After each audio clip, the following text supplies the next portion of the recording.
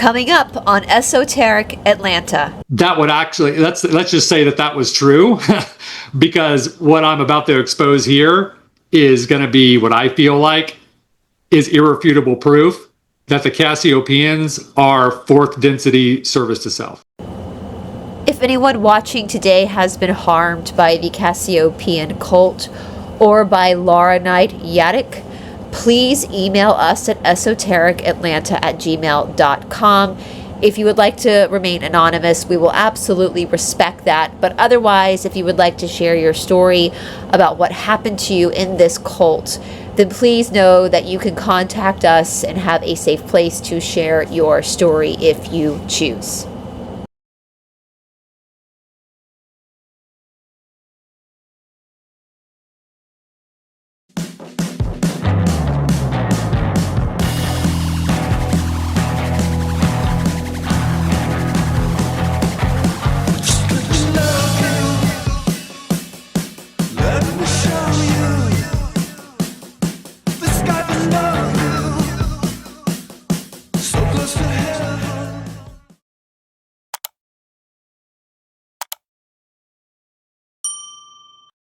And before we get into the episode today, just a big thank you to all of our patrons and our producers here on Esoteric Atlanta. Without you guys, this channel would not be possible. If you would like to help support the work we do here on Esoteric Atlanta, there is a link to our Patreon account down in the description box below. Hey, welcome to the channel. My name's Todd, and this is A Confused Wanderer. Today with me, I have Bryce Elizabeth Watson from Esoteric Atlanta. And today we are going to open up a can of worms with the Cassiopaean material.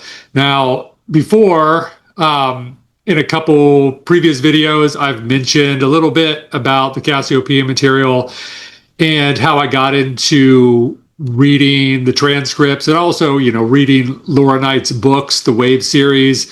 And I started that back in my, mid-20s. And been sort of following the material for all these years. And, I have to admit, Bryce opened my eyes to some things that I hadn't really seen for myself. For one, because I feel like that when I first got on the material, I was much younger and had less discernment about people in general and about narcissism and cults and just stuff like that. And so, the story of Laura Knight wasn't really fresh in my mind. And I was more, concerned with the actual content of the channeling than I was with the actual channels of the material. And it wasn't until I introduced Bryce to the Cassiopaean material that she started reading herself and started, digging into Laura Knight. And she would come out from doing her own research and, be fairly upset with the things that she was reading and the things that she was coming across. And at first I sort of brushed it aside, be like, oh, maybe you're overreacting. But then as time went by, I feel like that, it finally sunk in what Bryce was talking about. And that led me into starting to do more research into who Laura Knight was. And, it really made me step back and start to question more. And one thing led to the next. And I feel like that I've had a really, eye-opening experience with what I have dug up. And so today, Bryce and I are going to talk about all of this. Well, for starters, for the people who don't know, I'm your girlfriend. So. Yeah. Yeah, so she's the one who got me on YouTube. Yeah. Yeah, I'm literally in the other room because if you have new people, they're probably like, how is she? So basically, I didn't even really research into Laura. I was reading some of the Cassiopaean transcripts on my channel just for like fun, just to see what, and we were going back to some of the older ones, some of the original ones, and it would kind of take me by surprise, some of the stuff that she would say. Because you're well versed in the law of one. The Cassiopaeans follow the law of one template. Yeah. And there were things that were being said that were very service to self. I also was almost offended by Laura's ignorance. Especially, and I know that sounds weird, but she kind of purports herself to be this highly intelligent person that's very well read and educated, but she would say very ignorant things. Right. And kind of demeaning things. Like in one of the transcripts, she talks about Shiva and Brahma copulating and laughing about it. Like all of Hinduism is about intimacy. Right. And Our tantric yoga. And that really pissed me off because Shiva and Brahma are not, first of all, they're not a couple. Those are two dudes. They're part of the trihead Shiva, Brahma, Vishnu of Hinduism. Yeah. And the fact that she was so dismissive, like, I don't think she really understands Hinduism, and that's okay. She's a white lady from Florida. She doesn't need to understand it, but to act like she's better than, right, and to make such an ignorant statement, yeah. I felt like she owed the Indian people an apology for that statement. It was very uncalled for. And then I started going through some of the articles she had written with Paula, my business partner. And I told you there was one article we were reading. We haven't finished it because I got off the recording with Paula. And I was like, Todd, she literally talks about in this article how she is the chosen one. Right. And that is service to self. Absolutely. Yeah. That is absolute service to self. And so, but you kind of also, you're related to her. She's your like second or third cousin. Right.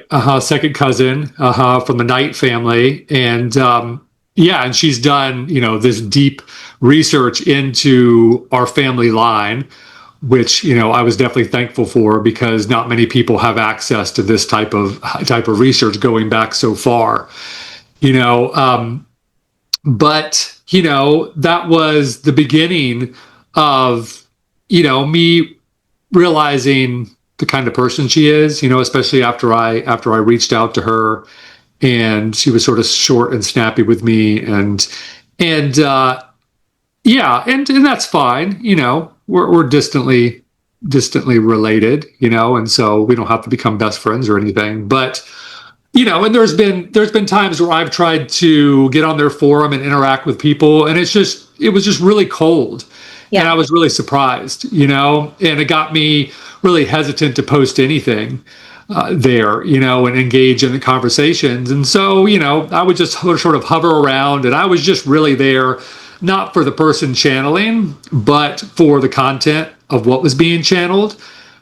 But even within that, I think that I was looking at it with rose-colored glasses, and so I can admit some of my mistakes there because there are, when you start to look at it from a different perspective, I feel like that there are some things that should stand out as being questionable when the channel Cassiopaeans are touted to be service to others, sixth density, which no. Now that I've dug in and done more research, absolutely not. And actually, I'm going to eventually read some stuff from the original transcripts because what I've realized, and hopefully I'm not jumping ahead here, but what I realized is that the transcripts that are posted on their forum have been altered because with some digging, I have found the original transcripts from Frank, which I will post a link to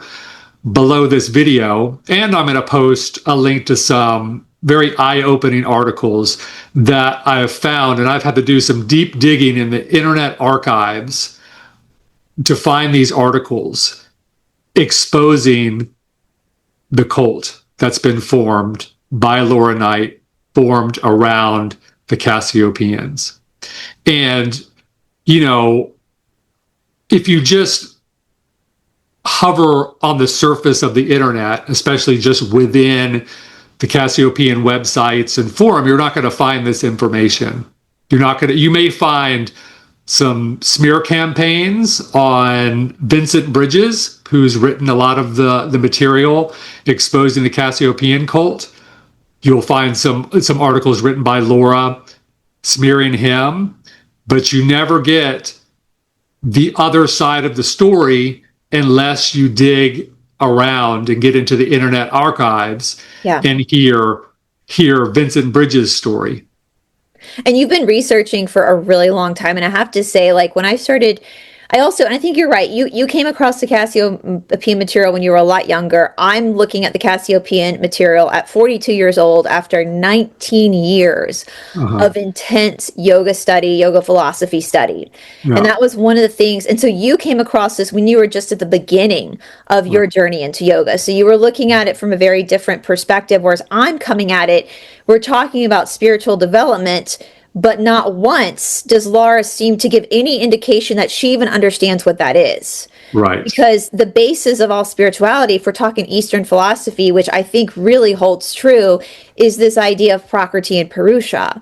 Right. And that Prakriti is nature, Purusha is the immortal soul. And who we are in our physical incarnations is literally just accumulation of karma. That's all it is. It bears nothing on the validity of our soul. Right. And it seemed to me, what would bother me, and what I would always try to give disclaimers on in my channel, is that she was misunderstanding from my perspective that to research, to learn, was more about what they call idio, which is outer knowledge. And idio literally means nothing when it comes to spirituality. It's gnosis, inner knowledge, is what matters. And that comes through a dedicated spiritual sadhana. You can't really entertain that friction or observe that friction unless you're putting yourself into a controlled demolition like a yoga practice, like runners do. That's why physical activity is the basis of all spirituality, because it helps you observe the fluctuations of the mind, the yoga chitta vritti nirodha, and it helps you to understand your own humility. And I just realized, like, throughout reading this, that this woman is clueless when it comes to spirituality. She literally knows nothing about spirituality. She has fallen for the biggest trick in the book. I mean, this is in the Yoga Sutras, which is crazy because the Yoga Sutras of Patanjali are one of the main sources that people go to when they're studying spirituality, even if they practice yoga or not. It's one of the most common researched text, and there's so many different commentaries on it. It's very well known. Most bookstores have a copy. She's never once mentioned that. She's never once gone into the Yoga Sutras, which is bizarre to me because that's like 101. But I realized that if she were to venture into that, she would have to admit her faults. Because it would be glaringly obvious. And so I there was just a lot there that I really struck me as very ignorant, very manipulative. And she puts the study of conspiracy theories at the forefront of quote unquote spiritual work. And that's bullshit. Exactly. Right. Yeah. And she would say, in the spiritual sense, that there's no such thing as a free lunch. But I would agree. Yeah, but she thinks that she's paid for her lunch through reading about all of these and doing research about all these conspiracy theories, and so that just really takes you off the path. It spins so much useless energy focusing on outer things instead of focusing on your control. Right. Exactly. Yeah, and like even if you understood the truth behind every conspiracy theory, where would you be? The same place you started, really. Yeah. Spiritually. Well, that's the thing about conspiracy theories. Like, in my opinion, Mr. Gates will say is a bad guy. That's my opinion. I'm not going to take any of his products. That's all I can say. I can just give my consent to that. I don't need to know the details of his deeds, right? Like I don't, and that's the thing. Like it's one thing to know that the Matrix, the world we live in, is not what we think it is. Yeah. But at some point, it's like the Michael Jackson song, "The Man in the Mirror." The only way that's going to change is if you change it, because this is third density. This is what, according to the law of one, this is what third density is. It's a polarity of opposing forces, dark and light. And we live in a polarized world. We have left, right, up, down, south, north, east, west, man, woman. It's all polarity. And so we can't escape that. And that's what yoga is teaching people, is you can't escape it. You have to be in this, and you have to observe it, and you have to work through it, your own attachments to these things, and she's not doing that. Just because you're quote unquote smart doesn't mean shit when it comes to spirituality. You could have somebody who has very hardcore mental disabilities who could be far more spiritual than someone with a PhD. And so it's the emphasis is on the outer instead of the inner. And that's what true peace is from the Eastern teaching, is that even when the world is out of your control, can you find peace in that? Can you find solitude within yourself? And understand that this experience is temporary. And it's interesting because we know from the Eastern philosophy that we do have 3 types of karmas we're working with. We're working with our own personal karma from this life, past lives. We're working with the collective karma and our ancestral karma. So to an extent, our ancestors are important, to an extent. But at the end of the day, your ancestors aren't buying you a ticket to the next reality or wherever you believe your soul goes. You have to utilize your own grit. It doesn't really matter at that point. You're inheriting certain karma from your ancestors to help you on your journey.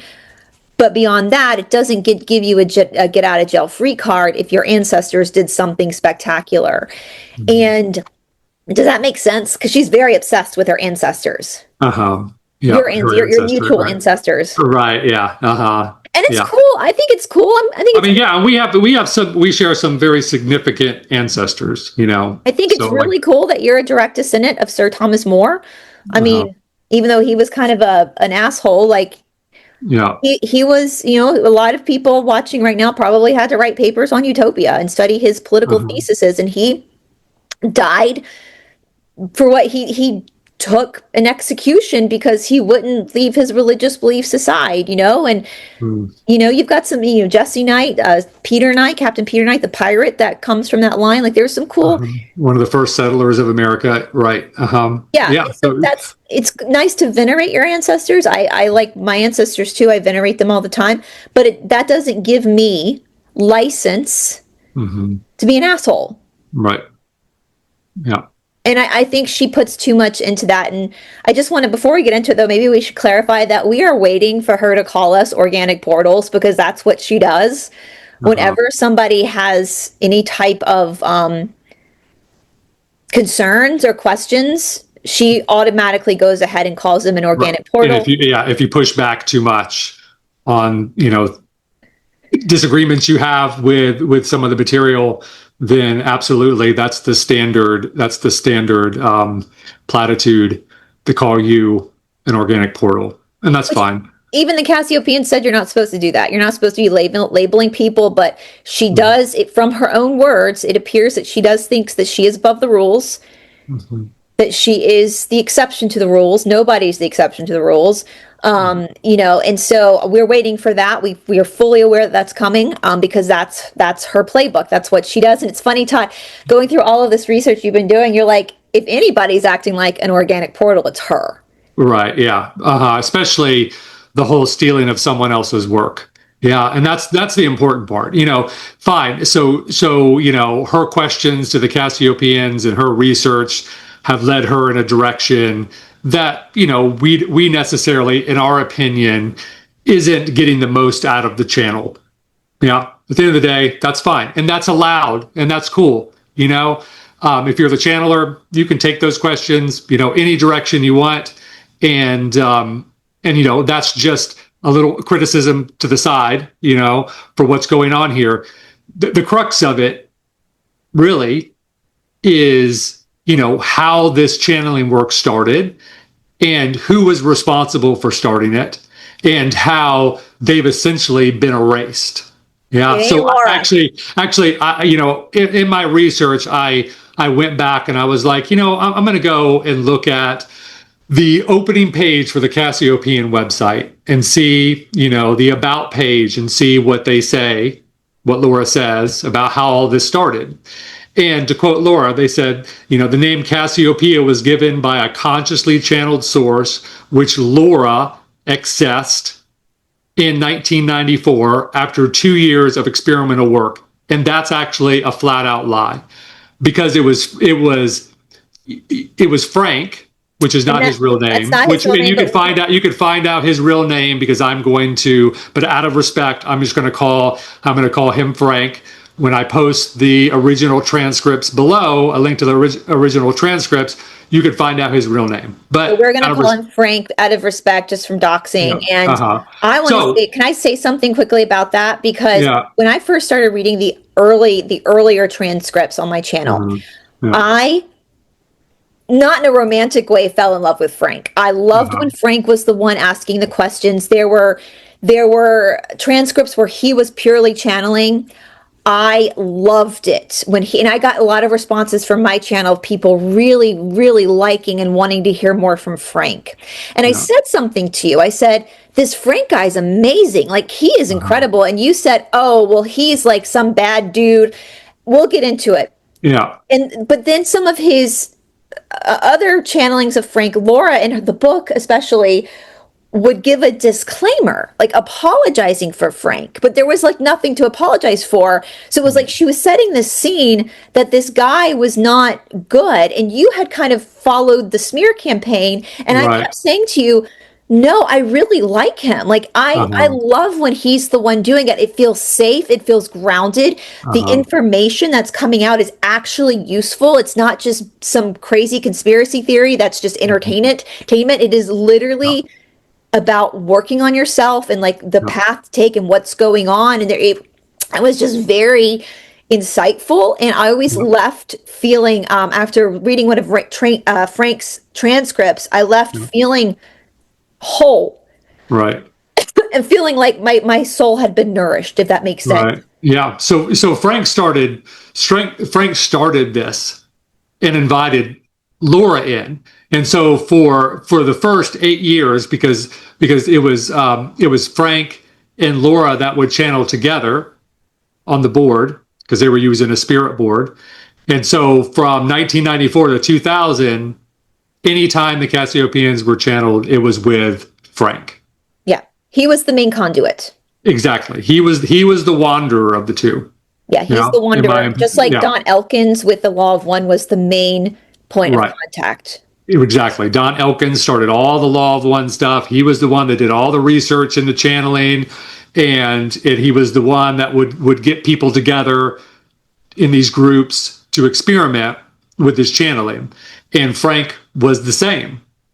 And so how is it that Frank could be erased? Well, during this time, 1994 to 2000, Frank was channeling with Laura. Yeah. And Frank eventually realized that for whatever reason that he no longer wanted to be associated with Laura. And that's what began the downfall, because Frank, his intention was to post all of the Cassiopaean transcripts online for free. Didn't want to release any books, didn't want to make any money off of it. This was just his love. The work that he loved. It was his service. So when I'm making a long story short, because there's a lot of material out there that you can read. Yeah, there's a lot. You found a lot of stuff. I mean, my God, it's such a deep rabbit hole. Like, I can't even believe I've been reading every day on it. I'm still don't even feel I still open up another page and there's like all of these new articles by not just Vincent Bridges, but on his website that other people have written that have had their own experiences in this Cassiopaean cult. Yeah. So anyway, Frank went his separate way. Laura couldn't channel on her own. So she was, from what I understand, from what I've read, she's freaking out. Year went by. She eventually filed a lawsuit and copyrighted the Cassiopaean material, which kept Frank from being able to post the transcripts himself and talk about this stuff online. So he just sort of stepped aside. He's a very kind, gentle, loving man, from what I understand, according to Vincent Bridges and other people that knew him. And he was just devastated and wasn't into battling it. And I don't think he was in a financial place to. I don't know if he was really, sort of emotionally there to engage in that battle, because it's a major thing when you're having your life work stolen from you. Yeah.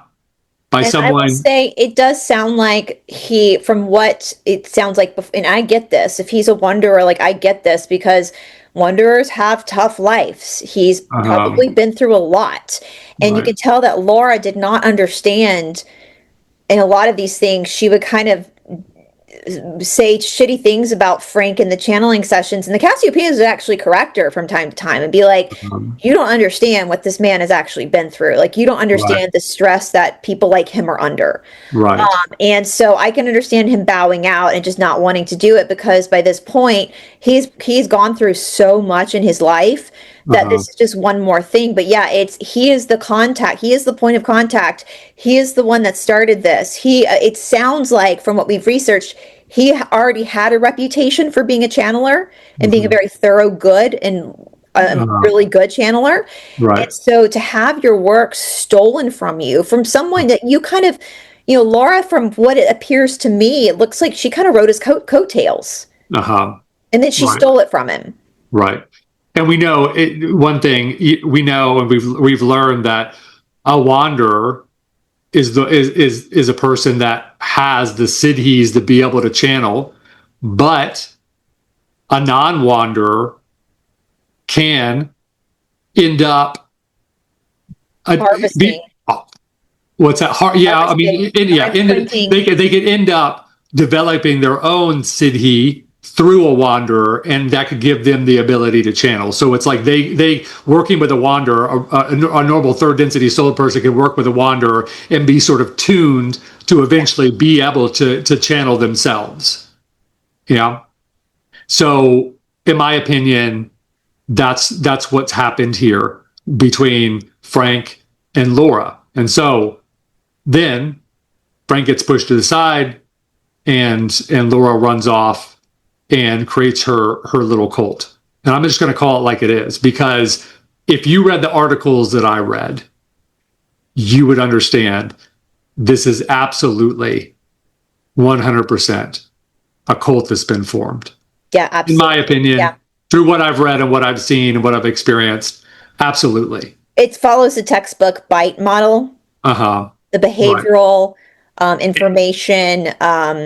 It's the money scams that have gone on behind the scenes, the people that have been taken advantage of, the people that have had their lives destroyed because of smear campaigns, and this is all happening behind the scenes. And, like I said, you dig down into the internet like I've done, and I'll post some of the articles, the link to some of the articles below, and you can read for yourself and see what I'm talking about. And I'm surprised that more people aren't out there talking about this. They've done a pretty good job on burying this. I mean, Laura Knight in France have already been investigated by the French government authorities. Yeah. Because they have an anti-cult task force, and they've already been looked at.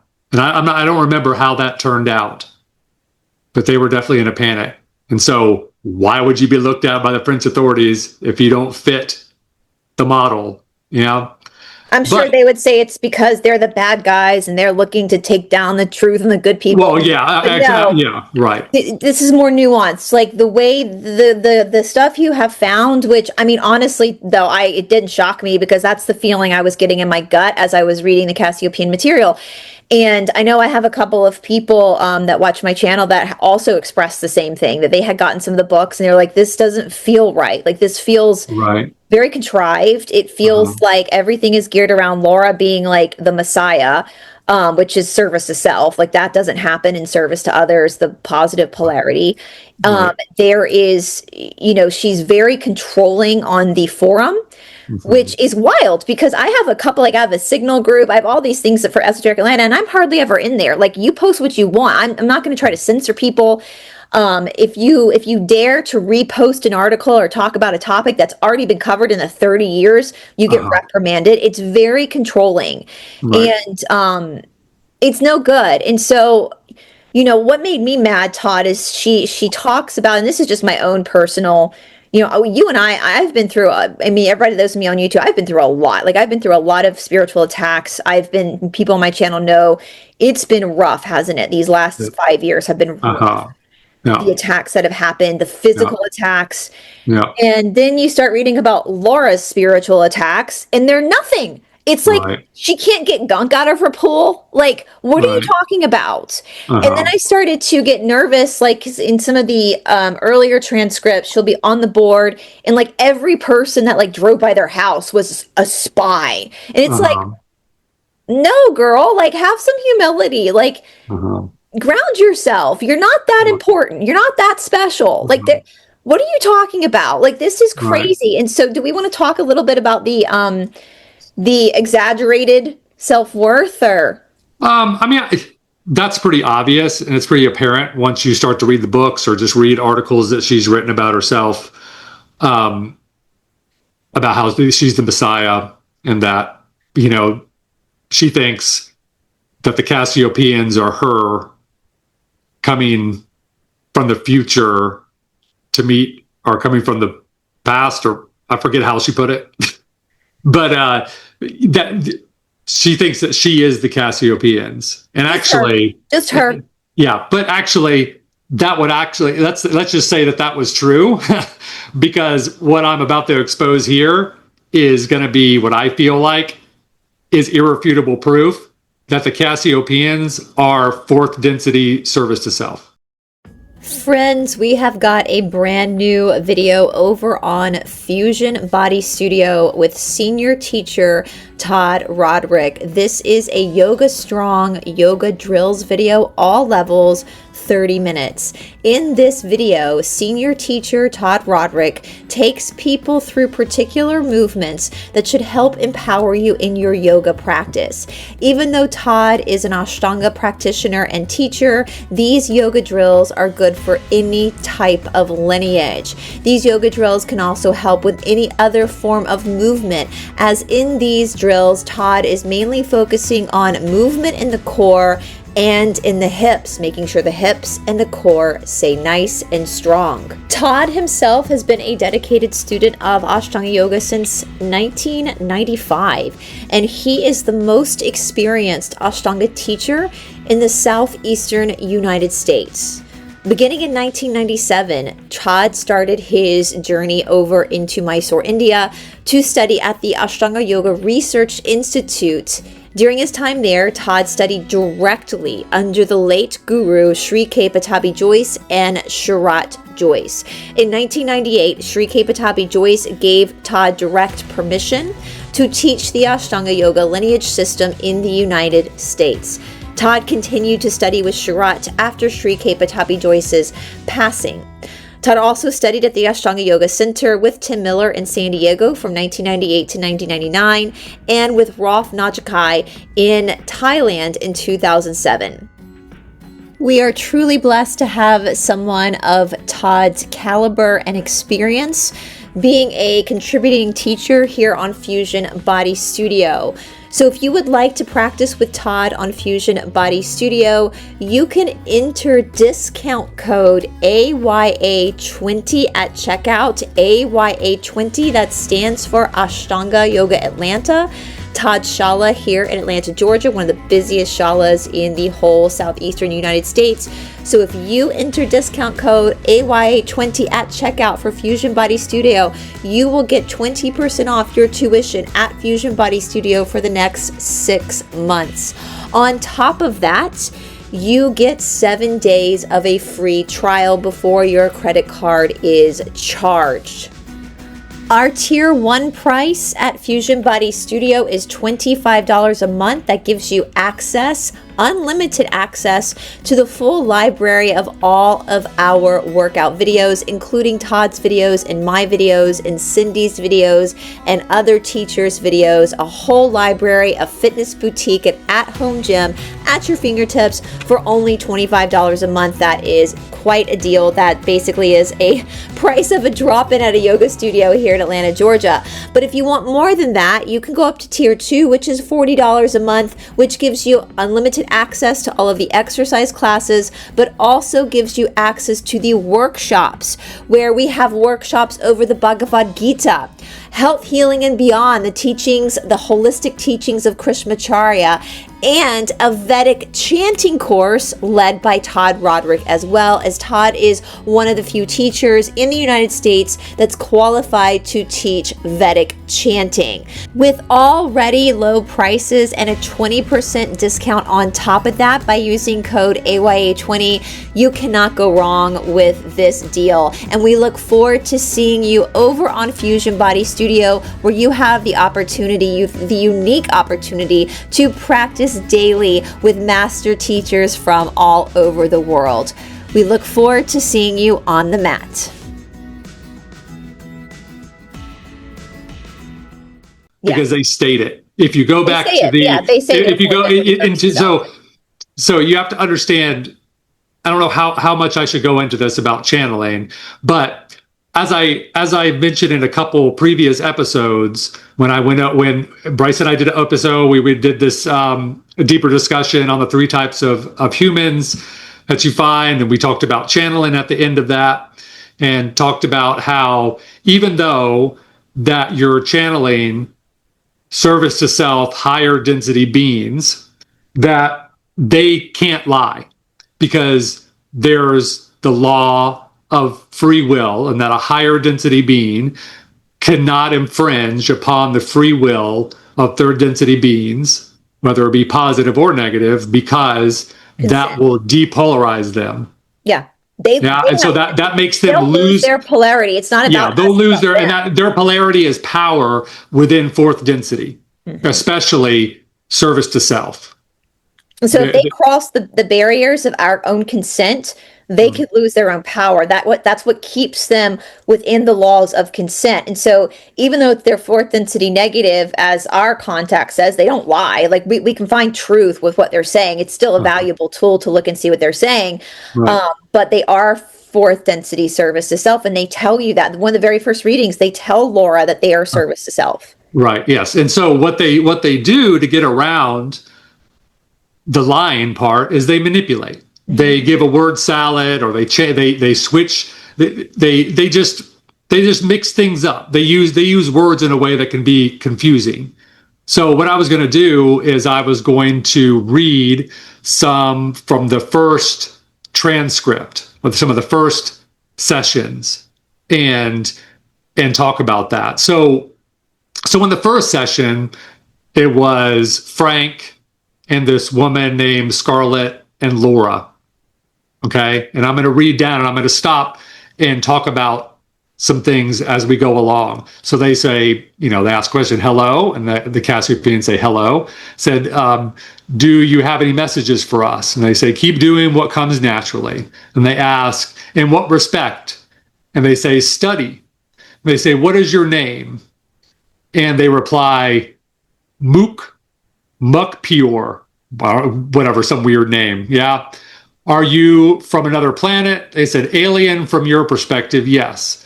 They say, what is your group called? They say, Corsa. Where are you from? And they say, Cassiopaean. Where is that? And they say, near Orion. And then they ask, I heard that the Orions are the bad guys. Are you the Orion group bad? And I'm going to stop right there for a second and read something from Ra. Because Ra says, when Ra was asked a question, they said, these entities are in the dimension known to you as fourth. Therefore, the space-time continua is not compatible. An approximation of the space-time location of each would net no actual understanding. Anyway, the important part here is Ra says Orion group, one in what you call as Cassiopaean. So they say that, sorry, let me go back. I'm going to have to edit this out because I didn't mean to read that whole thing. So let me back up. So that last question, they said, I heard that Orions are the bad guys. Are the Orion group bad? That was a question that they asked while they were channeling. And in the raw material, when Ra was asked a question about that area, the Orion group, they said, each choose a fourth density planet which was dedicated to the pursuit of the understanding of the law of one through service to self. One in which what you know as Orion group, one in which you know as Cassiopaean. So Ra states, self, fourth yes, Ra states in that area, Orion and Cassiopaean are service to self realms. So that's what I'm trying to get here. So in this first channeling, they state that they're near Orion in Cassiopaean. Let's, for the people who are new to this, so in the law of one, so that's Ra, they were talking to this entity, sixth density entity named Ra, and they said that these groups, Orion, Cassiopaean, which are star constellations, Cassiopaean is a star constellation, they are service to self, fourth density negative.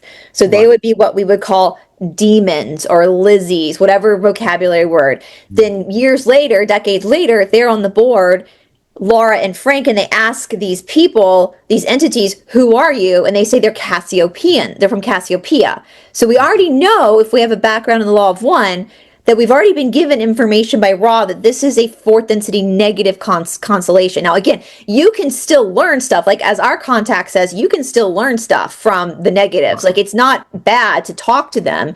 You can still get information from them, but you just have to know who you're talking to. Right.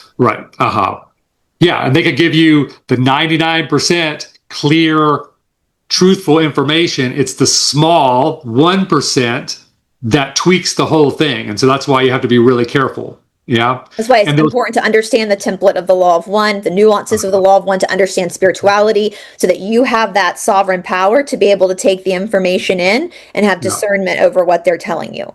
Yeah. And so after they asked about the bad guys being in Orion, which they pretty much came forward and said, yeah, that's us. We're bad. Right. So they said, and they ask, do you serve self or others? Instead of just coming out and saying, we serve others, they say, I serve both. Yeah. But that's not the kicker here, because that comes later. They say, what is your philosophy? And they say, one. And then it starts to go on, and they ask, what are you here for tonight? And they say prophecy. And they ask, what prophecies? And then they go on to talk about tornadoes, Florida, several, also Texas and Alabama. When? And they say, when the sun is in Libra. What planet are you from? Corsica. What else is going to happen? Seattle burns, Japan buckles, Missouri shakes, California crumbles, Arizona burns. And then they go on for many questions, just talking about all these catastrophes. And then they even go further into all sorts of like really dark stuff about mutilation and bodies being recycled and okay, yeah, I'll be careful with that. Yeah. They go through all of this other dark stuff, doom and gloom. And so we're going to stop there for a second, and we're going to go back to the raw material, because in the raw material, they give a warning. That, okay, and let me read this whole thing. So in the raw material, the questioner, is it possible for an entity to be so confused as to call both the Confederation, service to others, and the Orion group, service to self, in an alternating way? And so they're asking about channeling. Could someone be so confused to channel, think they're channeling one, but really channeling the other? Yeah. And Ra states, it is entirely possible for the untuned channel to receive both positive and negative communications. If the entity is oriented towards service to others, the entity will begin to receive messages of doom. If the entity is oriented towards service to self, the crusaders, which are service to self, who in this case do not find it necessary to lie, which they're saying lie, what they really mean is manipulate. Yeah. They will simply begin to give the philosophy they are here to give. Say, many of your so-called contacts among your people have been confused and self-destructive because the channels were oriented towards service to others, but were open to the lying information of the crusaders, who then were able to neutralize the effectiveness of the channel. So their warning, Frank, I think, being service to others. Yeah. Yeah, and in my opinion, Laura being service to self at this point, you know. She may have not been at the very beginning of this, who knows? But at this point, through all the actions and stuff that I've been reading about, you know.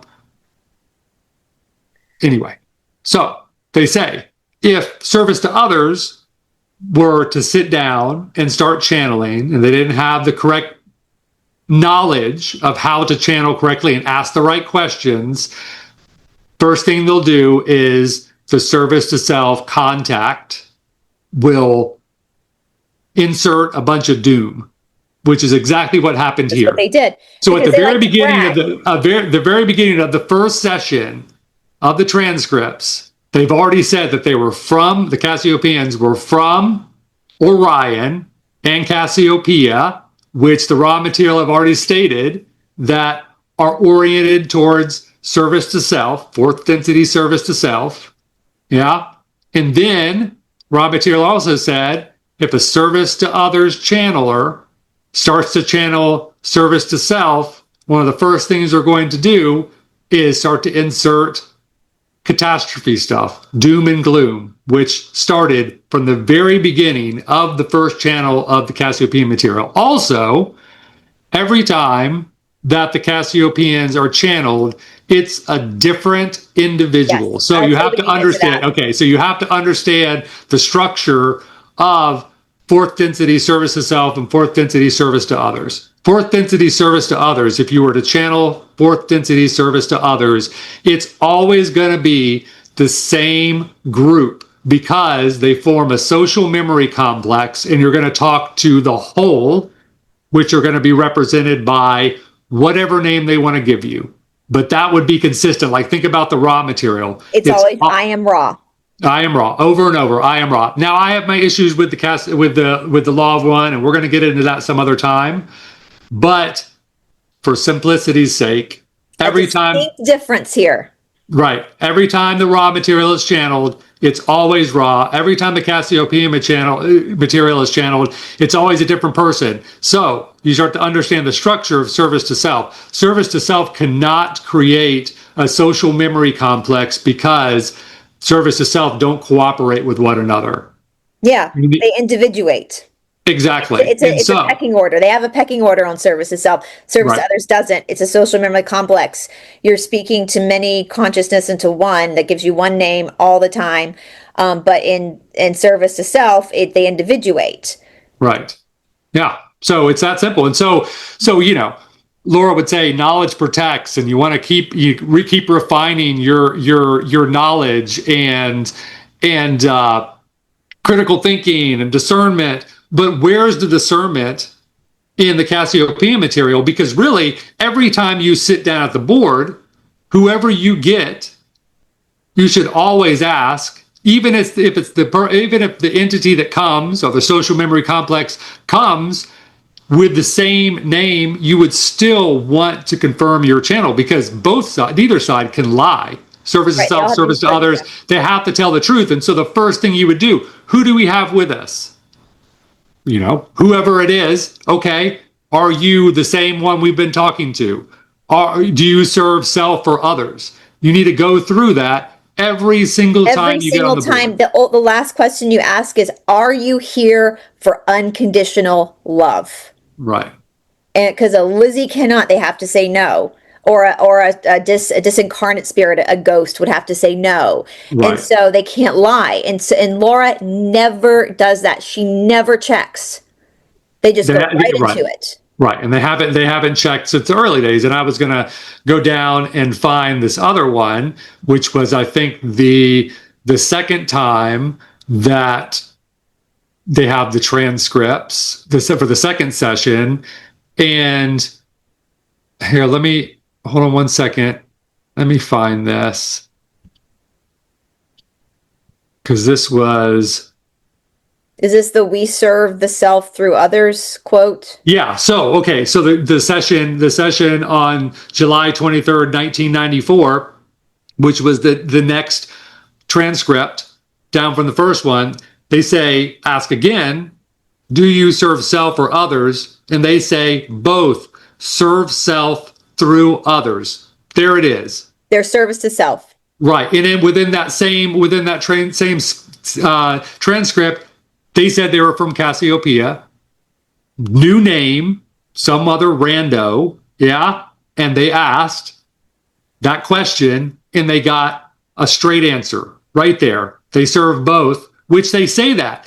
A service to self thinks they serve both because they think that by manipulation and by trying to destroy other people and control other people, they think that they're also serving the service to others because they're giving opportunity for them to need to help someone. It's so selfish. Exactly right. So they think by putting one soul in distress, that it gives the service to others person an opportunity to serve. And so of course they say, oh, we serve both, but at the same time they say serve self through others. Well, service to others does not, they serve others as they would just say service to others if you are a service to others entity.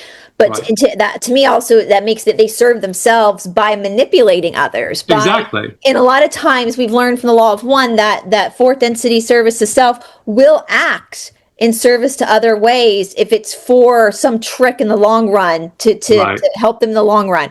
Right. And so it's very cunning the way, so they haven't lied. They haven't lied, but they've said almost a word salad to get, if you're not knowledgeable on the law of one, you would not realize what they just told you. They just told you, they were honest, that they are fourth density service to self. They are not sixth density. They are fourth density service to self. Now, the sixth density comes from the fact that if you're like Ra would be sixth density, but you can't, as third density beings, we can't get a direct channel to sixth density. We have to have an intermediary. So what the Cassiopaeans are doing is they are taking information from Ra and filtering it through themselves because they are the intermediary. Do you want to talk about that a little bit? Yeah, I guess we could talk about that. Yeah, because the Cassiopaeans are also Ra, like Bryce just said. So to understand how to become a channel of sixth density beings is first, you have to work with a fourth density, whether it be service to self or service to others, because sixth density, they don't have the desire or propensity, whatever you would call it, to serve, because they're so far beyond that within their own sixth density realm. So in a way, that in a minute, because I want people to understand what that's not them being evil or mean. They're both. At sixth density is where they come together again. But basically, by the time that you're in sixth density, you understand that everything that's happening on a third density planet is karmically needs to happen for the souls to be able to make their free will choice. It's love. It's love informed by wisdom is what you would call sixth density beings. And so they understand tough love. They understand they've been through all the hardships for millions, if not billions of years of evolution. And they've come to a place to understand all the stuff that's happening that seems so awful here in third. They've observed it. They've been through it. They've helped planets in third density from fourth density. Yeah, so that the density of fourth is going to be a density of service, whether it's service itself or service to others. It's refining that, and so while you're in that density, you learn so much about service. Yeah, and then you go on to fifth. You don't want to interrupt the karma, like they're not going to interrupt. Right. Yes. What's happening, because this is something that it's like a parent, like you're not going to interrupt your child at school. You're not going to interrupt because they need that. So it's a tough love. And understanding that the souls in third density asked for this and are going through their own friction to refine themselves. And if they step in and interrupt, that's not good for so they are the ultimate form of almost love and compassion because they're allowing us to experience what we need to experience. Right. So they're not going to communicate directly with us. Right. Yeah. So yes, correct. And so you would have to have an intermediary or a conduit to be able to bring that sixth density wisdom into a channeling. So you would have to first contact a source of fourth density. You would have to work with that fourth density entity, or entity being service to self, or fourth density service to others, social memory complex. You would have to work with them first. So that would be the first channeling that you would do, is you would be able to you would eventually come in contact with a fourth density service to self or service to others entity, and you would work with them for a while.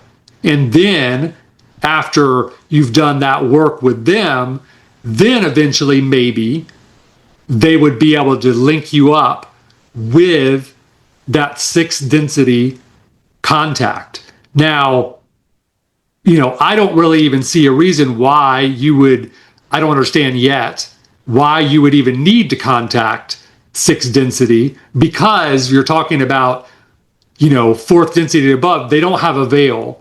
And so they already have access to all the information. They're just lacking a certain type of wisdom that we in third density wouldn't even understand. Yeah, a lot of this stuff is out of our realm of even understanding in third density. So you have to, there's a lot that you just have to let go, because you're not going to understand it, because we have a veil. Like we have a veil. So you're just going to have to let it go. But and we see that with the fourth density service to others, is that they're not like mushy gushy love and light. They're very tough love as well. And they're very, they won't really entertain a lot of conspiracies. Like the positive others won't entertain these things that distract us, because they're interested in helping you stay on your path. It's more like it's a guru energy is really what it is. It's like having a real guru, that the veil is completely lifted. They're seeing everything very clearly, and they're slowly guiding you through this process of unraveling things. It's hard to explain. I don't want to go into that too far now, but it's good to understand. And also, your fourth density connection is your protection. Yeah. They're what's going to protect you. Like a guardian angel, if it's of service to others, would be a modern term to describe fourth density positive angels, guardian angels. Service to others, fourth density positive contact channel would be your sort of guardian angel. And it's the reason why wanderers have access to that is because they need that protection. Yeah, absolutely. Your native third density souls don't need that kind of protection. It's good to get the knowledge that they bring. It's good to have an understanding of the playing field of third density, but the protective element of a fourth density service to others channel is not needed by everyone. No. But with that being said, they're the conduit here. And so with the Cassiopaean material, what we understand is that the Cassiopaeans are fourth density service to self, who are ensnaring sixth density Ra and using Ra to help them create the illusion of them being from sixth density. Because you got to understand, service to self has zero creativity. No, they don't have it in them. They don't have it in them to create the facade, the continuing facade of being a sixth density channel. And so the way that service to self works is they would sort of get one of the sixth density Ra people entities in like a headlock and hold them there and force them to come up with certain answers. Exactly. Yeah. And, and sometimes they'll blurt out something that really helps us, that really hits the nail on the head. And so they don't have total control over them, Remember, They can't, the Cassiopaean fourth density service itself can't lie either. And so sometimes they get themselves in trouble. And so, yeah, it's interesting stuff. I understand it's very confusing, but that's why we're here talking about this now, to help bring some understanding in what's going on. And transparency as to what's going on, because again, like, we're going to continue probably looking at some of the transcripts on my channel, because there is valuable information there. Just because it's coming from a negative source, we know it's coming from a negative source. I've been suspicious for a while now of it, but there are some valuable information there that we know we can use to better humanity. And this is Todd in my service, is to expose this and give the receipts that this is what's happening. And the only thing, they can't lie. Fourth density can't lie across the board, both positive and negative, because they have to work off consent, and they also don't have a veil with each other, so they kind of know what's going on. They can't hide much. However, who can lie? Third density can lie. Do we want to go to Laura and some of the dishonesty? Well, yeah, I mean, about changing the transcripts, I started to just do a little bit of research here. And what I started doing was I would go in and I would copy the transcript that Frank posted in his original transcripts, and I'd put that into like AI, ChatGPT or Grok. And then I would take and I would copy and paste the transcripts on the Cassiopaean forum and ask the AI, what are the differences?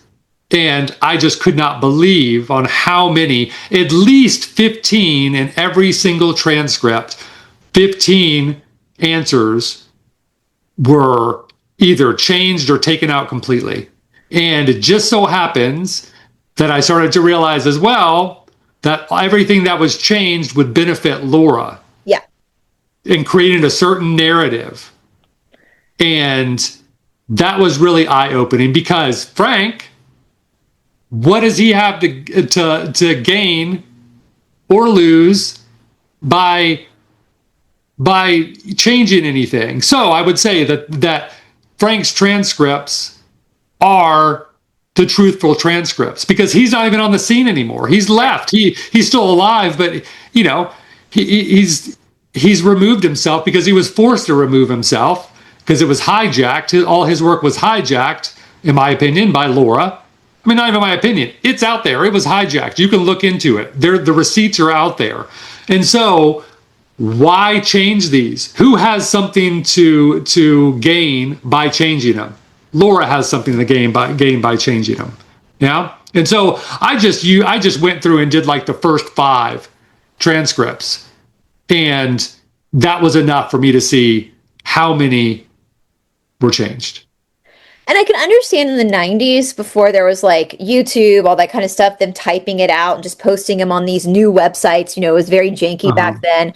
But at this point in 2025, my question has always been, you and I have recorded some channeling sessions. We haven't posted, and we probably won't, but we were just practicing.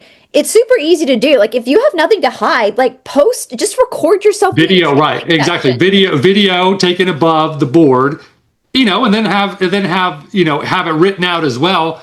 But we've never seen that. Never seen that.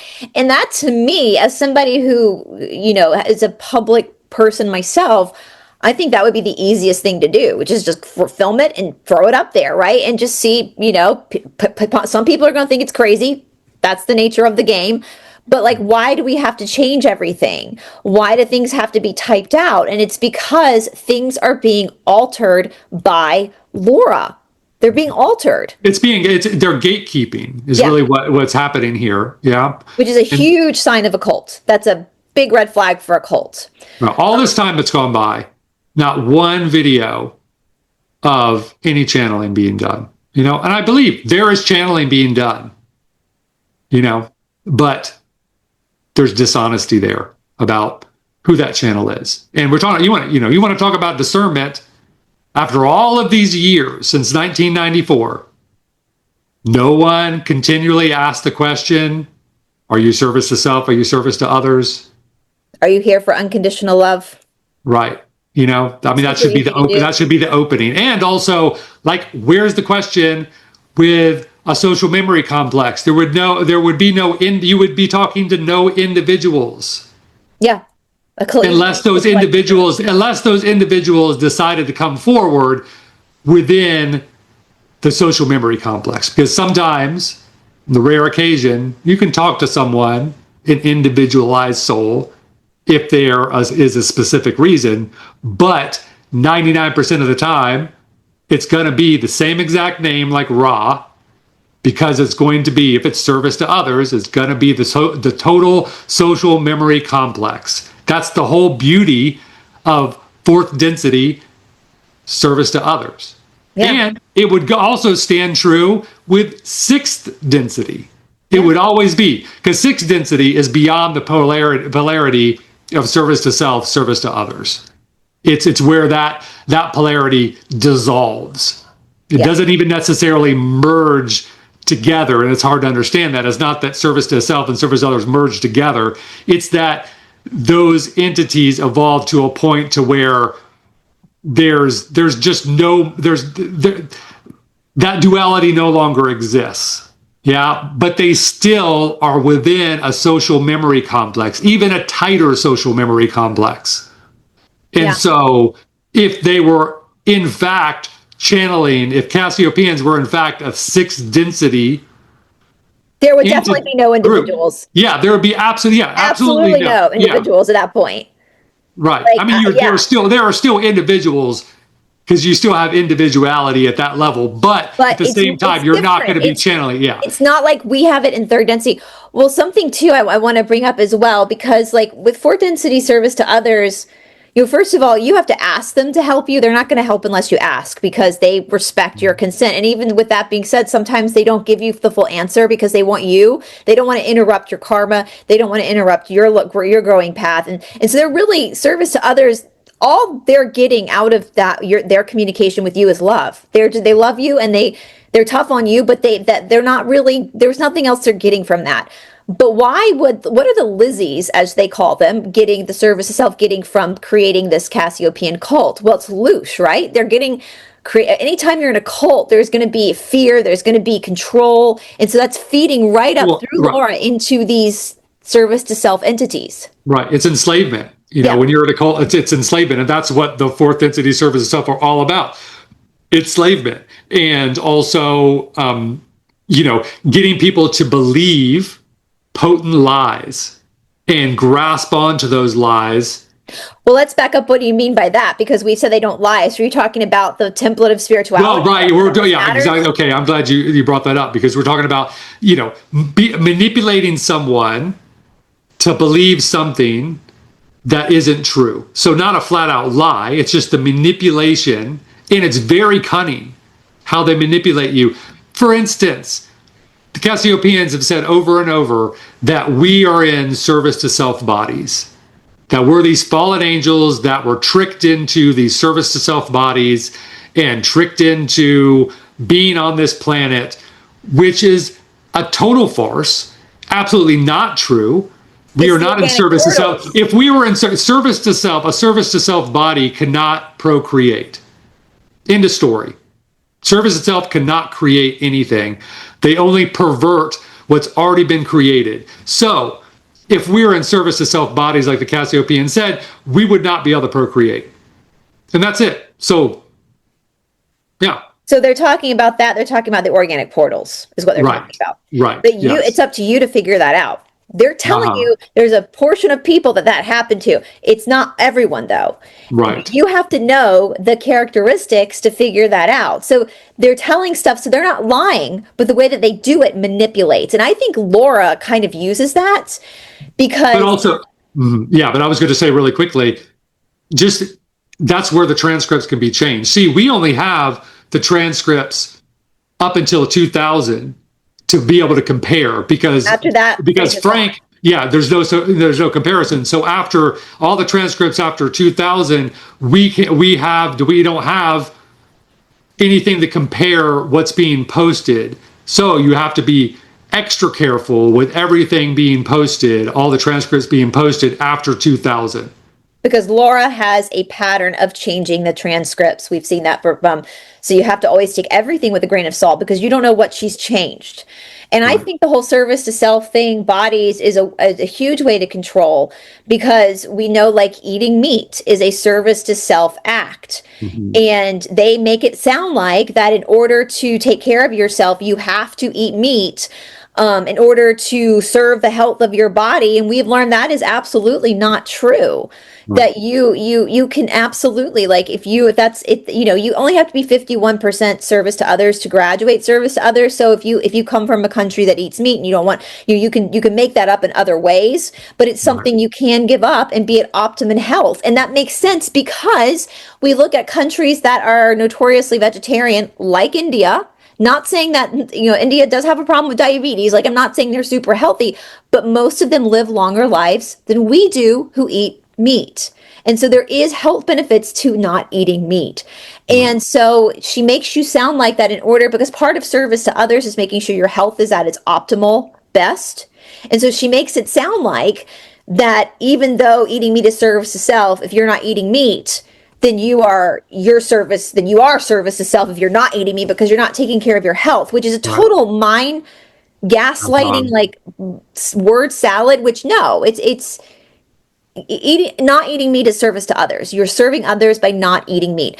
There was one section that made it sound like taking care of animals is not really viable because they're second density, but we've learned exactly the opposite, that second density animals rely on us to take care of them. Like, we take that into account when we bring an animal into our home, that we are responsible. I mean, there have been channeling sessions that you and I have done, Todd, where we were told to stop because our dog couldn't get a toy out of the basket, and we needed to go help him get a toy out of the basket, because that was us being service to others to make sure he could get his toy. And so there's all these things. Intimacy, we can't say the S word, SEX, on YouTube, but intimacy, they made that sound like anytime you do that, you are serving the Lizzies. That's not true. That is not true. When it is to service to others, people, you're serving love and you're creating a child. And so it's almost like you have to stop and think for a second about what they're actually saying and critically filter it through to realize where there's been manipulation. And again, most of that manipulation could be Laura. We don't know because we don't see the original transcripts. Right. Or we don't see any channeling, like actual like video of the board, which would be really, the most the clearest way, to show that there's no manipulation and yeah. And I want to also hit on that because she's a walking contradiction of herself, which is very typical of a narcissist. Not saying I think she is a narcissist and malignant narcissist. That's my opinion. I don't know that for a fact. But she says things like, you have to eat meat to keep your optimum health. But yet you shouldn't work out because that's serving your like, it doesn't make sense. Like, nothing she says makes sense. When she had an affair, she broke up her husband's marriage, but that was okay for her to do that because she was, you have to be aware of these walking contradictions that she has. She says things like, this is my favorite, because the Cassiopaeans do kind of call her out sometimes, my favorite. And this happens almost every single reading. She always says that she has like this photographic memory, right? And like, she's read 1,000 books and she's so smart, guys. She's the smartest person on the planet, has the highest IQ out of all of us. She just remembers everything. But in every single reading, the Cassiopaeans have to remind her of something. Right. And also, it's impossible to have read 10,000 books. Yeah. I mean, very few libraries in the world even have 10,000 books. You know how many books 10,000 books would look like? I mean, a whole library. Go to your public library. They probably only have 5,000 books. And in your life, like to even if all you did was read, you still wouldn't be able to accomplish that much in a lifetime, because it's just stupid. It's stupid. It's that grandiose, like, spiritual manipulation is what they call it when you're looking at cults. That's what she's doing. She's spiritually manipulating. We know that, for her, in my opinion, we talked about this last time, she tries to be Blavatsky. Yeah, Madame Blavatsky. She can't have her own identity. All the rings, like, she can't. And the smoking, smoking, like, so to be herself. Yeah. So we can go on and on And I think, we probably good to wrap it up for now and give people an opportunity. I'm going to post a bunch of links below where you could go and read the original transcripts yourself. You could go and read some of Vincent Bridges' articles about how all this mess. I think we need to do an episode just solely on Vincent Bridges and his relationship with her. That is really where the crux of all the information lies. Exactly. What happened to him? Because he was involved with channeling with Frank and eventually Laura, and was really sort of impressed by what was going on, and to hear his story and what happened to him and how bad he was smeared. The smear campaign that Laura did on him is absolutely nuts.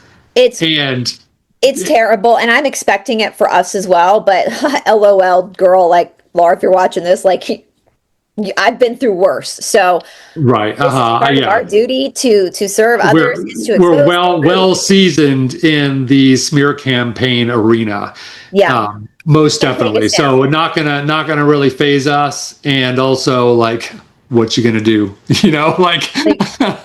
Like this is just us being transparent. And I think let us know in the comment section. I do think we need to dedicate maybe the next episode to just going through everything with Vincent Bridges. Unfortunately, he's no longer with us. But I feel like he and Frank probably have gotten it the worst. And I just, my heart goes out to them. And I think we need to, like, rectify that situation. And, I want to just, if anybody is in the Cassiopaean cult, like, I would just beg you to please reconsider your sovereignty.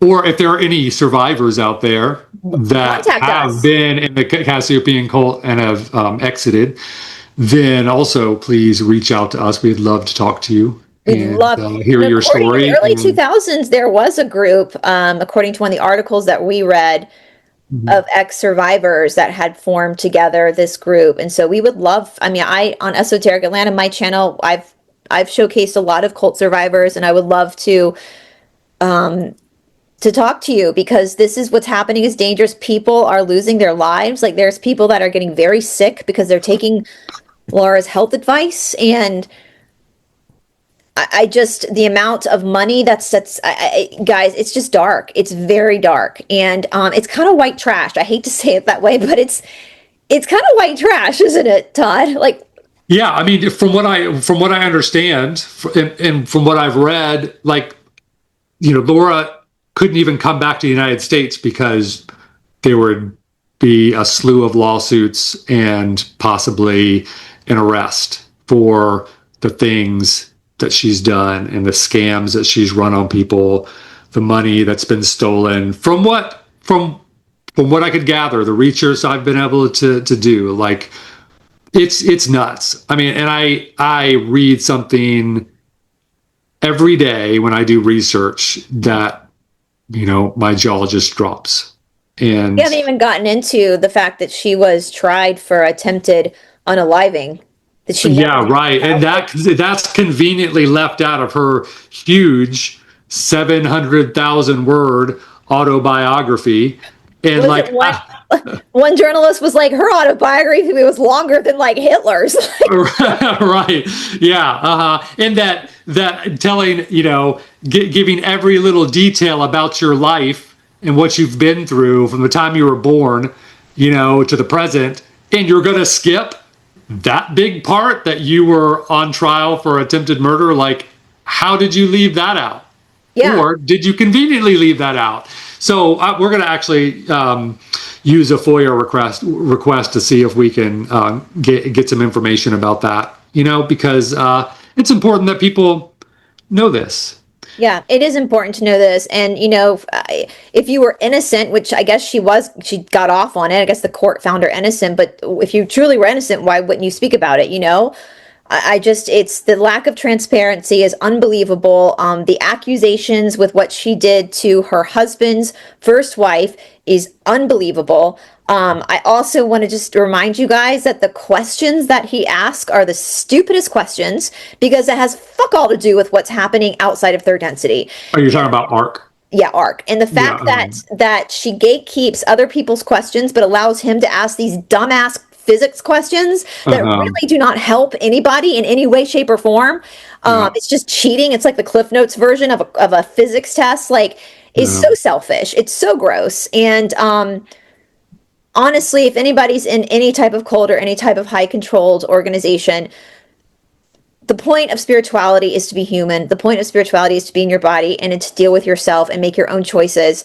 It's not to know, it doesn't matter how much you know about conspiracies. It doesn't matter how much you know about the Knights Templar. That stuff's really fascinating. I like researching that stuff too, but that stuff has no bearing on where my soul goes after this life. Right. And that's the best way that I feel that you can use a channel, a higher density channel, is to gain knowledge on how to navigate this third density experience. Yeah. And how clever of these fourth density negative Cassiopaeans to try to keep people distracted by these conspiracies. And meanwhile, they're not doing the work, the inner work on themselves. Right. Yeah. So. All right. All right. Well, with that being said, I hope you all will follow the links below and do your own research into this. And if there are any questions, concerns, then please leave those in the comments and we'll try to answer those on our next episode. And are you going to put your email address in the description box for anybody who wants to contact you outside of yes. the cult? Yeah. So if anyone is a Cassiopaean cult survivor and you want to contact me and reach out to me, we'll keep you anonymous, and we'd love for you to share your story with us and if Frank is watching, we'd love to talk to you too. Yes, absolutely. So, all right. Well, thanks for joining us, and thanks, Bryce. Thank you. All right. Bye. Bye.